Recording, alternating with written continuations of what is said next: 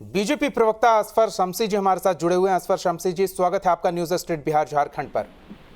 जी नमस्कार। प्रशांत किशोर की प्रतिक्रिया आई है, वो कह रहे हैं कि नीतीश कुमार को वो काफी अच्छे से जानते हैं और इस आधार पर दावा कर रहे हैं कि नीतीश कुमार फिर से पाला बदलने की तैयारी में है। क्या कहेंगे इस पर? देखिए, सवाल है कि ये तो सभी लोग जानते हैं, बिहार की एक एक अवाम जानती है, देश के लोग जानते हैं।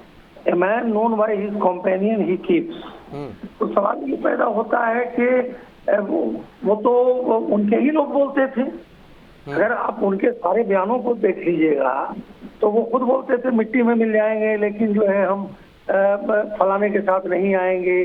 तो किस तरह से वो कब कब कहाँ गए, उसके बाद फिर उन्होंने तेजस्वी जी के लिए क्या बोला कि भाई जो हालात सामने आए, उन्होंने कहा कि भाई ये करप्शन के चार्जेस है, आप बताइए।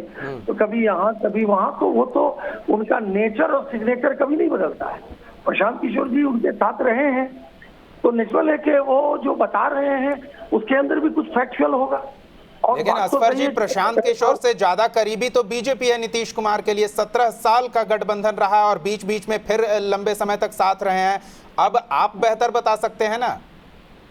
मैं तो बोल ही रहा हूँ कि सवाल ये है कि 17 साल तक बीजेपी के साथ थे, बीजेपी ने ही उन्हें नेता बनाया। बिहार के अंदर क्या सीटें थी उनकी, समता पार्टी को कितनी सीटें थी, उसके बाद 2000 में कितनी सीटें थी, केंद्र से लेकर के बिहार में अगर नेता बनाया, मुख्यमंत्री बनाया तो बीजेपी ने बनाया, इसमें कहीं दो राय नहीं है। और नेचुरल है कि जहाँ पर वो इतने लंबे समय तक रहे हैं तो उनको तो ठीक अंदर से हो ही रहा होगा कि हमने गलती की। और जहाँ चले गए, जहाँ राजनीति का अपराधीकरण, अपराध का राजनीतिकरण, खास विशेष का तुष्टीकरण, ये तो है, तो अंदर से टीस मारता होगा कि हम सही जगह पे थे, अभी इस जगह पर आए हैं। अब जो उनकी खामियां हैं, जो उनके साथ लोग रहे हैं, वो बता रहे हैं। तो सवाल है, लेकिन बीजेपी के अंदर अब कोई वैकेंसी नहीं है। ठीक है, राजनीतिक संभावनाओं का विषय है, उसके बावजूद भी बीजेपी में उनके लिए कोई वैकेंसी नहीं है। असफर जी, चाहेंगे थोड़ा सा और आप हमें समय दें। हमारे साथ अफजल अब्बास जी भी जुड़े हुए हैं, जेडीयू नेता हैं। अफजल जी, स्वागत है आपका न्यूज स्ट्रीट बिहार झारखंड पर। शुक्रिया। अफजल जी, क्या कहेंगे? एक बार फिर नीतीश कुमार के पाला बदलने की खबरें सुर्खियां बन रही है प्रशांत किशोर के माध्यम से, क्या कहेंगे इस खबर पर? देखिए, प्रशांत किशोर क्या कर रहे हैं, नहीं कर रहे हैं, उनकी बातों पे हम लोग कोई तवज्जो देने वाले नहीं है। लेकिन जब नीतीश कुमार जी कर रहे किसी भी कीमत पे भारतीय आएंगे तो हम तो इसी बात को मानेंगे ना। और रहा सवाल कि प्रशांत किशोर के पास कोई मुद्दा ही नहीं है भाई। हम नीतीश कुमार कौन कर रहे हैं, भाजपा को दे रहे हैं, इसका बयान देखिए, कोई इसको नोटिस, मैं समझता हूँ डिबेट के कोई इशू ही नहीं है। बिल्कुल अफजल जी, आप सही बोल रहे हैं कि नीतीश कुमार कह रहे हैं कि अब साथ नहीं संभव है, लेकिन ऐसी ही प्रतिक्रियाएं पिछली बार भी सामने आई थी, ये हम अच्छे से जानते हैं। और परिस्थितियां भी कुछ उसी तरह की बन रही है। जांच का दायरा आरजेडी को अपने जद में ले रहा है और इसी आधार पर पिछली बार आरजेडी को टाटा बाय बाय किया था नीतीश कुमार ने, फिर से वही परिस्थितियां बन रही है, तो कैसे ना माने? देखिए, आप मानिए, आप देखिए, आपको मानने के लिए आजादी है, हम थोड़ी कहते कि नहीं मानिए। आप मान सकते हैं, लेकिन मैं कह रहा हूँ किसी भी कीमत में नीतीश कुमार जी बीजेपी के साथ नहीं जाएंगे।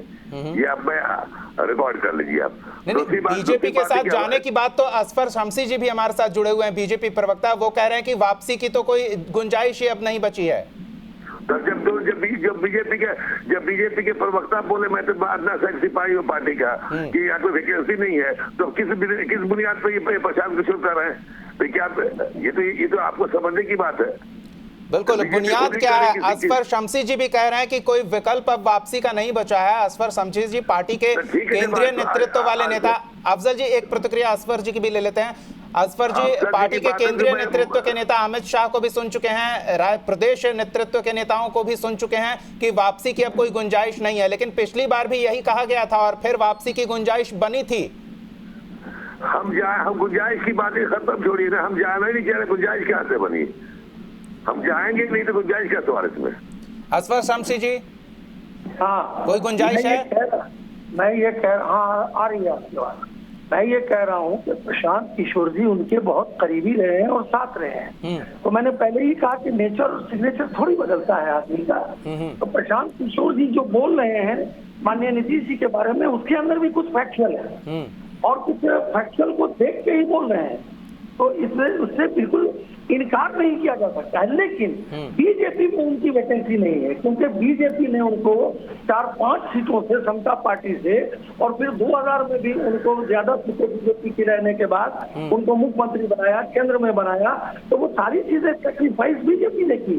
लेकिन जो उनका आदत है या नेचर है, उस नेचर हम लोग ये जानते हैं कि वो ज्यादा दिन तक कहीं रह नहीं सकते हैं। सवाल ये है कि दिल से बहलाने को गालिब ये ख्याल अच्छा है, आप प्रधानमंत्री के कैंडिडेट हो गए और प्रधानमंत्री संख्या बल के आधार पर होता है, आप जिसके साथ गठबंधन में हैं कितनी सीटें आपको मिलेंगी, कितने लोग हैं, 15 सीटें अगर मिलती हैं आपको पार्लियामेंट में कितने जीतेंगे, तो ये एक अलग विषय है। Democracy for the people, of the people and by the people है। जनता का जनता के लिए और जनता के द्वारा, जनता के जनादेश से होता है। लेकिन अब कुछ बोलने के लिए लोग कुछ बोलते हैं। लेकिन असफर जी, पूरी तरह से संबंध विच्छेद तो अभी भी नहीं हुआ है, आपने रिश्ता बनाए रखा है। चाहे राज्यसभा में हरिवंश जी का उदाहरण ले लें, और इसी आधार पर हरिवंश जी नीतीश जी के करीबी संपर्क में रहे हैं, अभी मुलाकात भी कुछ दिन पहले हुई है, तो इसी आधार पर तो शायद प्रशांत कह रहे होंगे। देखिए, राजनीति संभावनाओं का विषय है, मैं बार बार कह रहा हूँ, राजनीति संभावनाओं का विषय है, इससे इनकार नहीं किया जा सकता है। लेकिन जो स्थितियां उनके बारे में कुल मिला के आई हैं, उससे मुझे लगता है कि अभी उनकी कोई वैकेंसी बीजेपी में नहीं है। चलिए, यही सवाल अफजल जी से भी है मेरा। अफजल जी, पूरी तरह से संबंध विच्छेद तो नहीं हुआ है, उदाहरण हम दे चुके हैं, तो फिर गुंजाइश तो बनी हुई है। नहीं, अब इससे मैं तो कह रहा कि पूरी तरह संबंध जो है टूट चुका है। और ये शमसी साहब बड़े भाई है, मैं इनकी कद्र कर रहा हूँ, जो भी कह रहे ये, हम जब खुद ही जाने के, जब से नीतीश कुमार जी देश स्तर पर समाजवादी विचारधारा, एक विचारधाराओं को एक ग्रुप पर लाने की कोशिश करे, तब से भारतीय जनता पार्टी बेचैनी बढ़ी हुई है। अभी देखिए, अभी सत्ता से हटने के बाद इल्जामात के अलावा इनके पास कोई मुद्दा है नहीं, खाली यही से बोलते रहेंगे।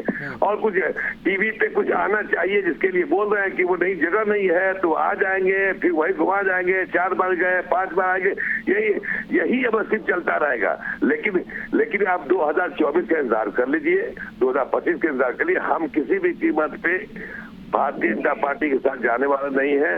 अब आपको जो समझ में आए आप चलाइए, और भारतीय जनता पार्टी के जो प्रवक्ता हैं जिनको बोलना है वो बोलने पे किसी को रोक नहीं है। लेकिन मेरा एकदम क्रिस्टल क्लियर है कि हम भारतीय जनता पार्टी के साथ नहीं जाएंगे, किसी भी कीमत में जाएंगे। लेकिन जिस वजह से पिछली बार महागठबंधन खेमे से अलग हुए थे, फिर से एक बार वही परिस्थितियां बन रही है, तो विकल्प क्या बचता है? क्या उन्हीं के साथ रहेंगे? नीतीश कुमार का जो जीरो टॉलरेंस रहा है भ्रष्टाचार को लेकर, आप लोग अपने से मीडिया में परिस्थिति बनाते रहिए।